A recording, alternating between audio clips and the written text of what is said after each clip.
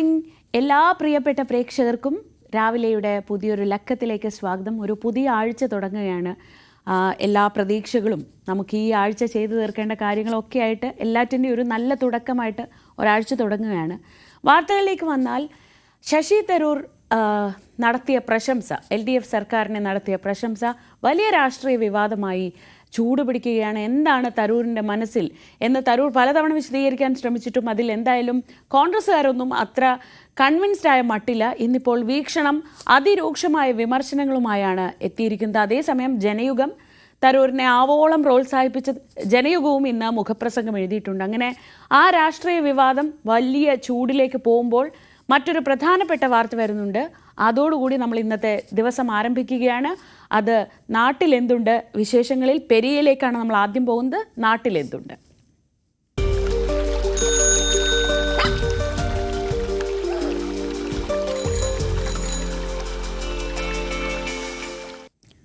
പെരിയ ഇരട്ടക്കൊലപാതക കേസിൽ വിധി വന്നിട്ട് അധികം നാളായില്ല. ആ കേസിലെ 2 പ്രതികൾക്ക് പരോളിനുള്ള നീക്കം എന്നതാണ് ഈ ദിവസം രാവിലെ വരുന്ന ഏറ്റവും പ്രധാനപ്പെട്ട വാർത്ത. 8-ാം പ്രതി സുബീഷ്, 15-ാം പ്രതി സുരേന്ദ്രൻ എന്നിവരാണ് പരോളിന് അപേക്ഷ നൽകിയത്. കണ്ണൂർ സെൻട്രൽ ജയിലിലുള്ള ഇവരുടെ അപേക്ഷയിൽ ജയിൽ അധികൃതർ നടപടി തുടങ്ങി. വിവരങ്ങളുമായി KV ബൈജു കാസർഗോഡ് നിന്ന്.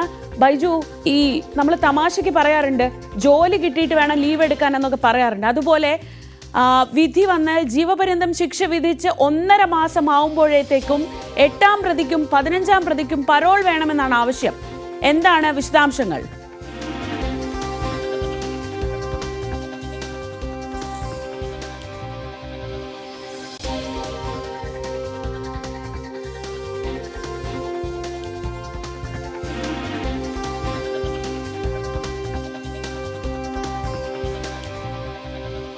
ബൈജു, കേൾക്കാമോ? ഞാൻ ചോദിച്ചത്, വിധി വന്ന് 1.5 മാസമായില്ല, അതിനു മുൻപ് പരോളിനുള്ള നീക്കം തുടങ്ങിയിരിക്കുന്നു. എന്താണ് ഇവർക്ക് ഇത്ര പെട്ടെന്ന് പരോളിനുള്ള ഒരു ആവശ്യം? അതിനുള്ള നടപടിക്രമങ്ങൾ തുടങ്ങി എന്നറിയുന്നു. എന്താണ് വിശദാംശങ്ങൾ?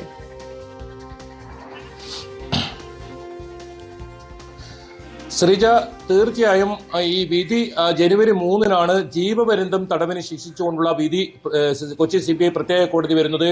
അതിന് 1.5 മാസം തികയും മുമ്പ് തന്നെ പരോളിന് 2 പ്രതികൾക്കാണ് ഇത്തരത്തിൽ പരോൾ അനുവദിക്കാനുള്ള നീക്കം നടക്കുന്നത്. ഇതിനായുള്ള അപേക്ഷ സമർപ്പിച്ചു കഴിഞ്ഞു. അതായത് ഈ കേസിൽ ജീവപര്യന്തം തടവിന് ശിക്ഷ വിധിച്ച ഈ കേസിലെ 8-ാം പ്രതി സുബീഷ്, അതുപോലെ തന്നെ 15-ാം പ്രതി സുരേന്ദ്രൻ, ഈ 2 പേരാണ് ഇത്തരത്തിൽ അപേക്ഷ നൽകിയിട്ടുള്ളത്. ഇവരുടെ അപേക്ഷയിന്മേൽ പോലീസിനോട് ഉള്ള റിപ്പോർട്ട് തേടിയിട്ടുണ്ട്. പോലീസ് റിപ്പോർട്ട് സമർപ്പിച്ചെന്നാണ് നമുക്ക് മനസ്സിലാക്കാൻ സാധിക്കുന്നത്. 21-ാം തീയതി സുബീഷും അതുപോലെ തന്നെ 22-ാം തീയതി ജനുവരി 22-ാം തീയതി സുരേന്ദ്രനും അപേക്ഷ സമർപ്പിച്ചതായാണ് ഈ രേഖകളിൽ മനസ്സിലാക്കാൻ സാധിക്കുന്നത്. എന്തായാലും ഈ കേസിന്റെ വിധി വന്ന് 1 മാസം തികയും മുൻപ് തന്നെ പരോളിന് ഇവർ അപേക്ഷ സമർപ്പിച്ചു എന്നാണ് അതിൽ മറ്റൊരു പ്രത്യേകത. എന്തായാലും ഇന്നാണ് ഈ പെരിയയിലെ യൂത്ത് കോൺഗ്രസ് പ്രവർത്തകരായ ശരത് ലാലിനെയും കൃപേഷിനെയും വെട്ടിക്കൊലപ്പെടുത്തിയ ആ ദിവസം, അതായത് അതിന്റെ 6ാം വാർഷിക ദിനം വരുന്നത്.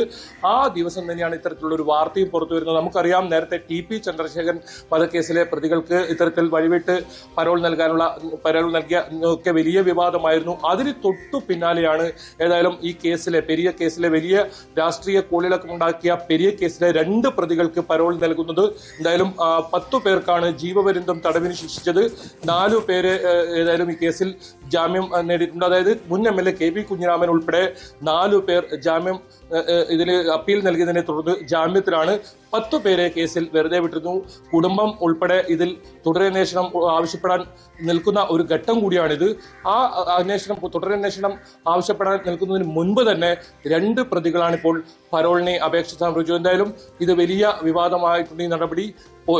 സർക്കാർ നീക്കം, ഇവർക്ക് പരോൾ നൽകാനുള്ള നീക്കത്തിനെതിരെ കുടുംബവും ശക്തമായി രംഗത്തെത്തിയിട്ടുണ്ട്. ശ്രീജ, ബൈജു, ഈ ജീവപര്യന്തം ശിക്ഷ വിധിക്കുമ്പോഴൊക്കെ അതിൽ പരോളിന് ചില മാനദണ്ഡങ്ങളൊക്കെ ഉണ്ടല്ലോ. ആ മാനദണ്ഡങ്ങളെല്ലാം കാറ്റിൽ പറത്തി നമ്മൾ TP കേസിൽ പരോൾ കൊടുക്കുന്നത് കണ്ടതാണ്.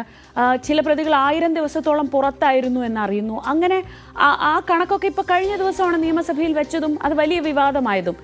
ഈ രാഷ്ട്രീയ കൊലപാതകങ്ങൾ അല്ലെങ്കിൽ ഇത്തരം കേസുകൾ വരുമ്പോൾ അതിനത്തരം മാനദണ്ഡങ്ങൾ ഒന്നും പാലിക്കേണ്ട എന്നൊരു അലിഖിത നിയമമുണ്ടോ?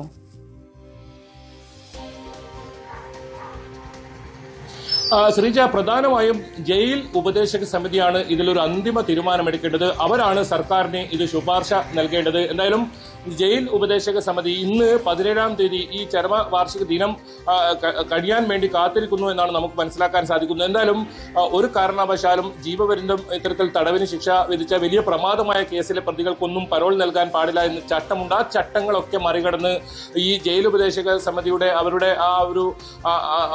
തീരുമാനം അനുസരിച്ചായിരിക്കും ഇതിൽ ഈ പരോൾ നൽകുക. ഏതായാലും ബേക്കൽ പോലീസ് ഇത് സംബന്ധിച്ച് റിപ്പോർട്ട് നൽകിയിട്ടുണ്ട്. ഏതായാലും ആ റിപ്പോർട്ട് എന്താണെന്നാണ് ഏറ്റവും പ്രധാനം. ഏതായാലും ഈ കേസിൽ ശ്രീജ സൂചിപ്പിച്ചതുപോലെ തന്നെ ഇത്തരത്തിൽ ടി.പി. ചന്ദ്രശേഖരൻ വധക്കേസിൽ ഒക്കെ വലിയ തോതിൽ പരോൾ അനുവദിച്ചിട്ടുണ്ട്. ഇപ്പോൾ 100 ദിവസത്തേക്കാണ് ഇവർ പരോൾ ആവശ്യപ്പെട്ടിട്ടുള്ളത്.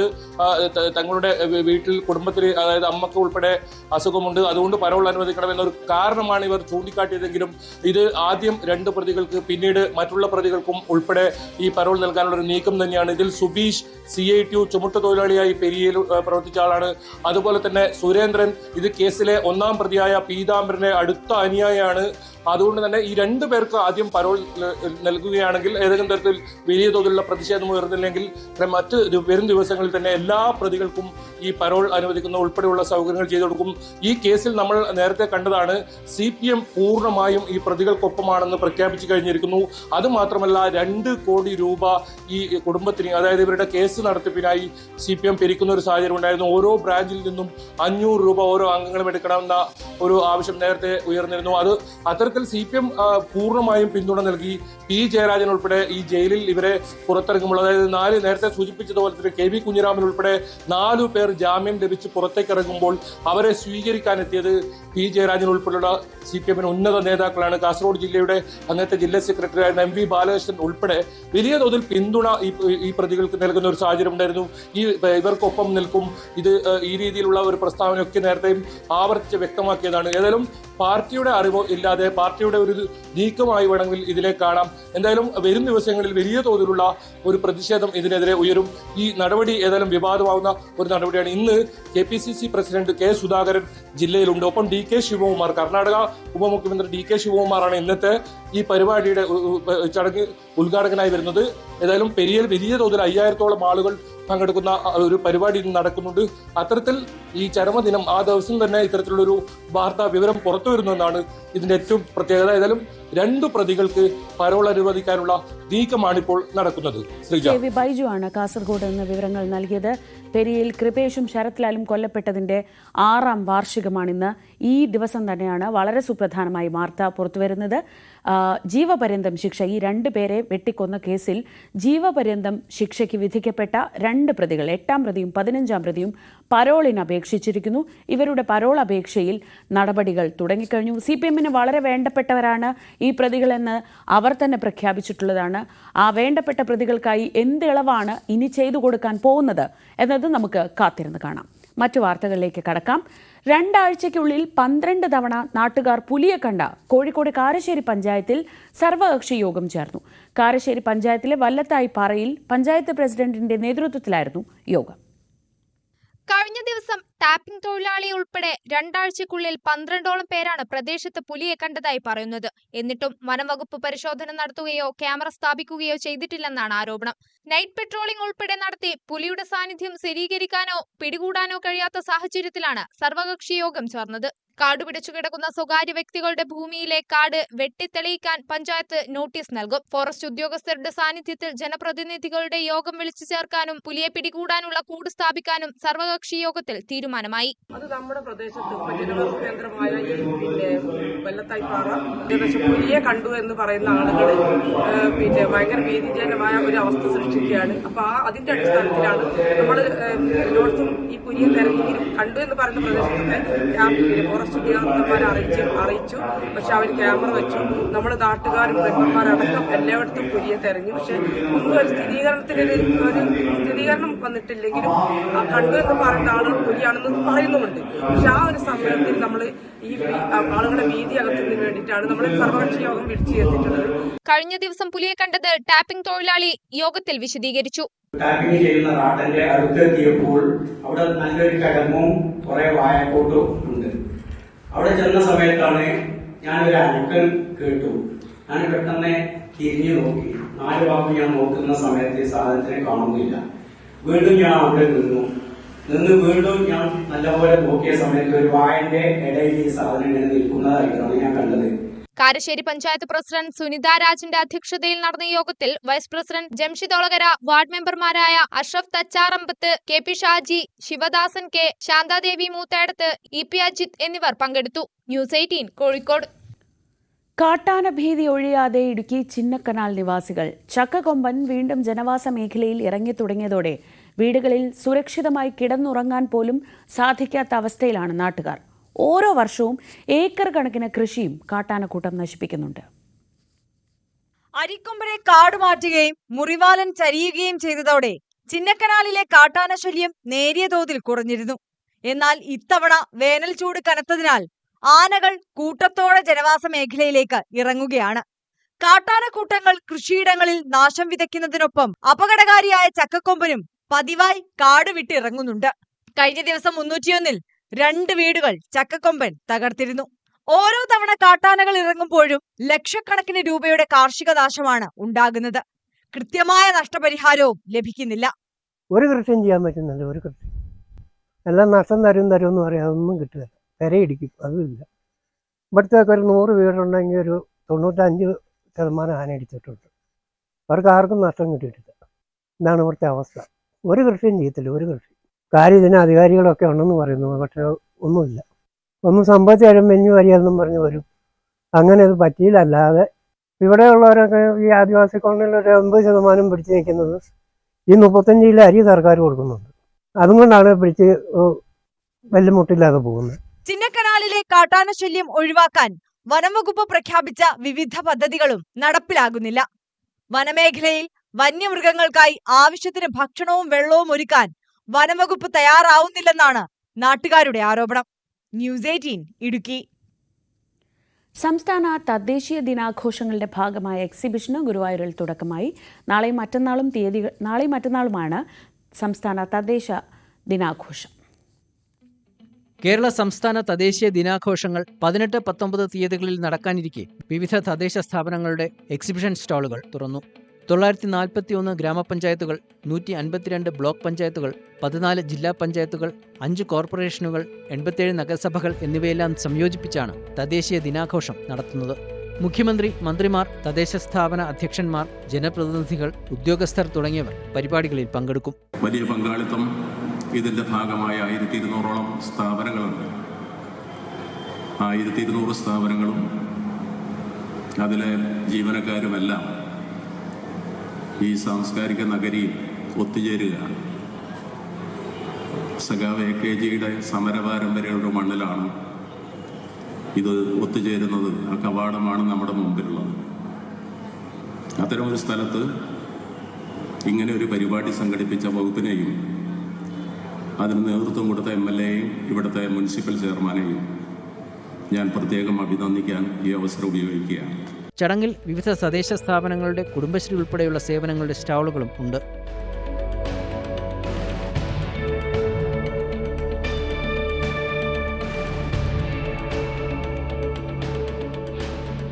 ജനകീയാസൂത്രണം, ഹരിതകർമ്മസേന, പെയിൻ ആൻഡ് പാലിയേറ്റീവ് കെയർ, അതിദാരിദ്ര്യ നിർമ്മാർജ്ജനം, മാലിന്യമുക്ത കേരളം, ഡിജിറ്റൽ സാക്ഷര കേരളം, K-സ്മാർട്ട് ആപ്ലിക്കേഷൻ ലോഞ്ചിംഗ് തുടങ്ങി സംസ്ഥാന സർക്കാർ തദ്ദേശ സ്ഥാപനങ്ങൾ വഴി നടത്തുന്ന പദ്ധതികളുടെ അവലോകനവും പുതിയ നിർദ്ദേശങ്ങളും ഉണ്ടാകും.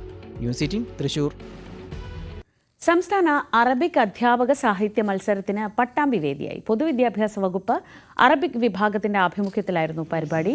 സംസ്ഥാനത്തെ 14 റവന്യൂ ജില്ലകളിൽ മത്സരിച്ച് 1ാം സ്ഥാനം ലഭിച്ചവരാണ് സംസ്ഥാന തലത്തിൽ പങ്കെടുത്തത്. സ്റ്റേജ് തര മത്സരങ്ങളിൽ 16 ഇനങ്ങളിലായി 300-ൽ പരം അധ്യാപക പ്രതിഭകൾ മത്സരങ്ങളിൽ മാറ്റുരച്ചു.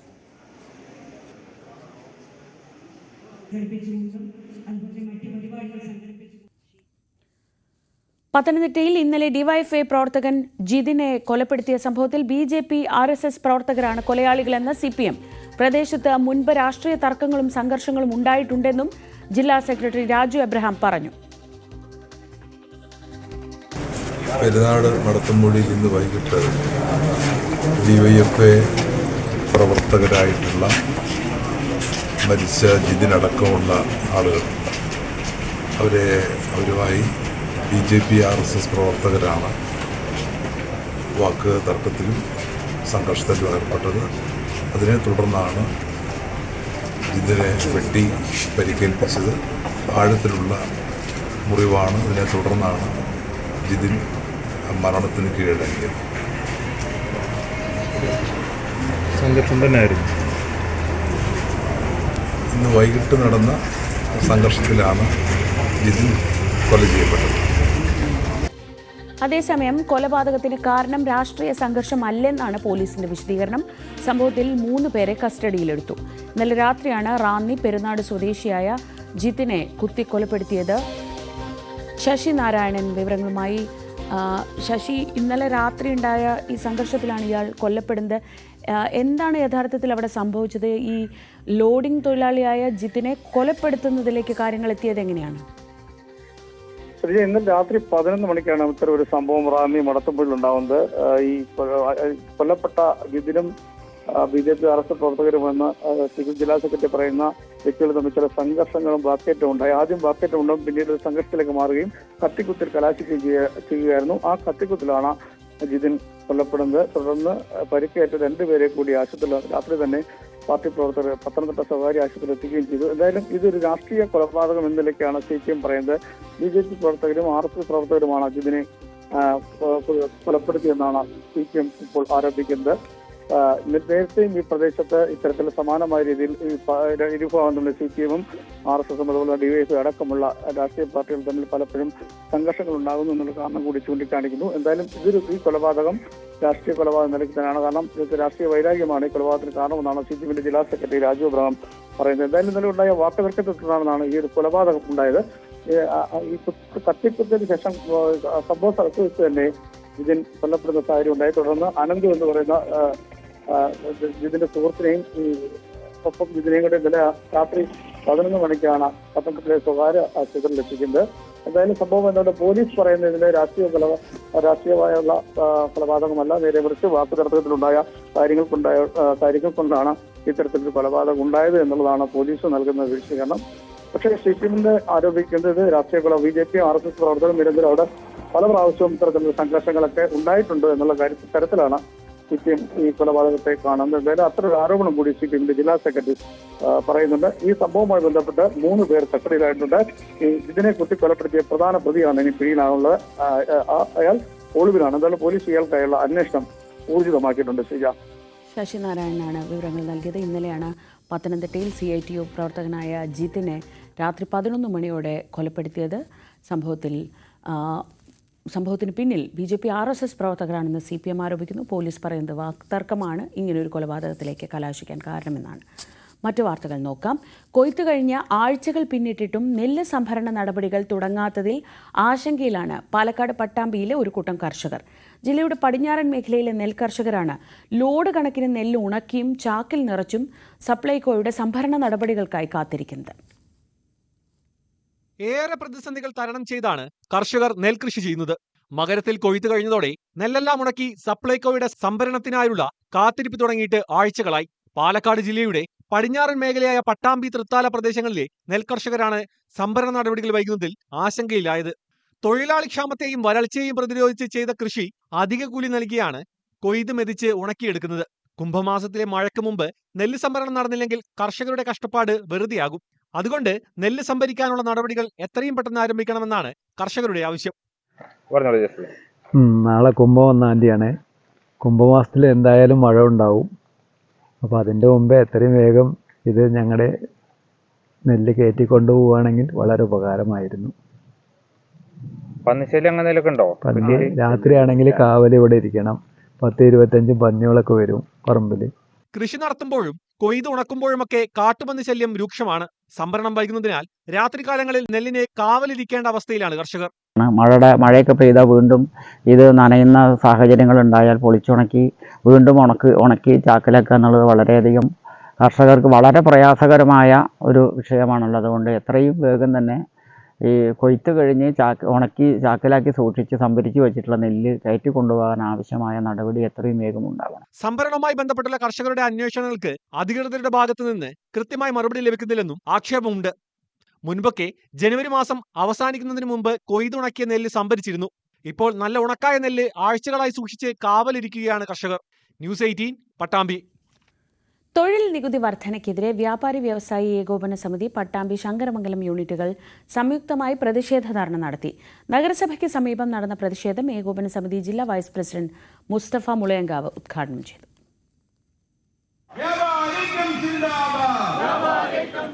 വ്യാപാരികളെ ജീവിക്കാൻ അനുവദിക്കുക, പീഡന നടപടികൾ പിൻവലിക്കുക, തൊഴിൽ നികുതിയിലെ അന്യായ വർധനവ് പിൻവലിക്കുക, ഹരിതകർമ്മസേന യൂസഫി ഒഴിവാക്കുക, ലൈസൻസ് നിബന്ധനകൾ ലഘൂകരിക്കുക തുടങ്ങിയ മുദ്രാവാക്യങ്ങൾ ഉയർത്തിയാണ് വ്യാപാരി വ്യവസായി ഏകോപന സമിതി പട്ടാമ്പി ശങ്കരമംഗലം യൂണിറ്റുകളുടെ നേതൃത്വത്തിൽ പ്രതിഷേധ ധർണ നടത്തിയത്.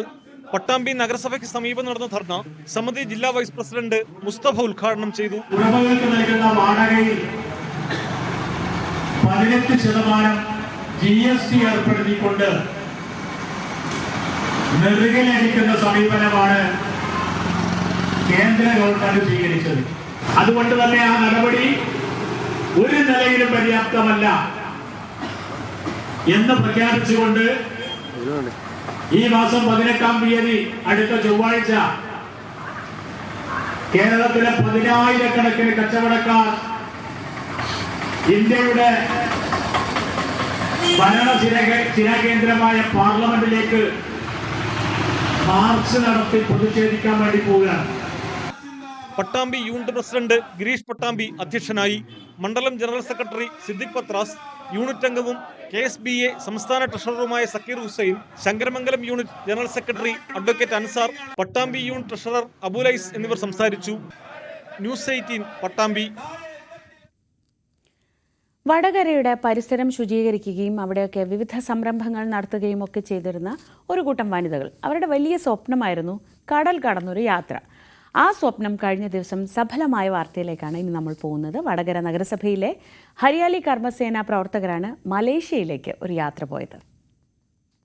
വടകര നഗരസഭയിലെ ഹരിയാലി ഹരിതകർമ്മസേന അംഗങ്ങളിൽ 68 പേരാണ് മലേഷ്യ സന്ദർശിച്ചത്. 3 പേർ ഒഴികെ മറ്റാരും ഇന്നുവരെ വിമാനത്തിൽ യാത്ര ചെയ്യാത്തവർ. 2017 തുടങ്ങിയ ഈ കുടുംബശ്രീ സംരംഭത്തിലെ അംഗങ്ങളുടെ ചിരകാല സ്വപ്നമാണ് പൂവണിഞ്ഞത്. സംഘം മലേഷ്യയിലെ വിവിധ വിനോദസഞ്ചാര കേന്ദ്രങ്ങൾ സന്ദർശിച്ചു. വളരെ ദാരിദ്ര്യത്തിൽ അകപ്പെട്ടിരിക്കുന്ന ഒരു വിഭാഗത്തിലുള്ള ആളുകളാണ്. അവരെ സംബന്ധിച്ചിടത്തോളം ഒരു വിമാനത്തിൽ യാത്ര ചെയ്യുക, ഒരു വിദേശത്ത് യാത്ര ചെയ്യുക എന്ന് പറയുന്നത് ഒരിക്കലും സാധിക്കുന്ന സംഗതിയല്ല. അപ്പോൾ അവരുടെ ഒരു വലിയ ഒരു സ്വപ്നമാണ്. സാധാരണ കേരളത്തിൽ ഞങ്ങൾ പോകാറുണ്ട്, ഇന്ത്യയിൽ മറ്റ് പിന്നെ കേരളത്തിന് വെളിയിലുള്ള സംസ്ഥാനങ്ങളിൽ ഗോവയിലൊക്കെ പോയിട്ടുണ്ട്. പക്ഷേ വിദേശത്ത് പോകുന്നത് ആദ്യമായിട്ടാണ്. കേരളത്തിൽ തന്നെ ഹരിതകർമ്മ സേനാംഗങ്ങൾ ഒരു വിദേശ യാത്ര ഇത്രയും സ്ത്രീകൾ ഒരുമിച്ച് 68 പേർ ഒരുമിച്ച് പോകുന്നത് ആദ്യമായിട്ടാണ്. വടകരയിൽ നിന്ന് കരിപ്പൂർ വിമാനത്താവളത്തിലെത്തിയായിരുന്നു 5 ദിവസത്തെ യാത്ര തുടങ്ങിയത്. മലേഷ്യയിലെ മാലിന്യ സംസ്കരണ സംവിധാനങ്ങളും ഇവർ സന്ദർശിച്ചു. യാത്ര പോയവരുടെ അസാന്നിധ്യത്തിൽ നഗരസഭയുടെ മാലിന്യ ശേഖരണത്തിനോ സംരംഭങ്ങൾക്കോ മുടക്കമില്ലാത്ത രീതിയിൽ നാട്ടിലുള്ള അംഗങ്ങൾ നോക്കി നടത്തി. കോഴിക്കോട് കേന്ദ്രീകരിച്ചുള്ള കോക്ടെയിൽ എന്ന സ്ഥാപനമാണ് യാത്രയ്ക്ക് നേതൃത്വം നൽകിയത്. കേരളത്തിൽ ആദ്യമായാണ് ഇത്രയും ഹരിതകർമ്മസേനാംഗങ്ങൾ വിദേശത്ത് സന്ദർശനം നടത്തുന്നത്. ന്യൂസ് 18 വടകര. ഈ നല്ല കാഴ്ചയോടെ നമുക്കൊരു ചെറിയ ഇടവേള എടുക്കാം. ആ ഇടവേളയിൽ നമുക്ക് നല്ല വാക്ക് കേൾക്കാം.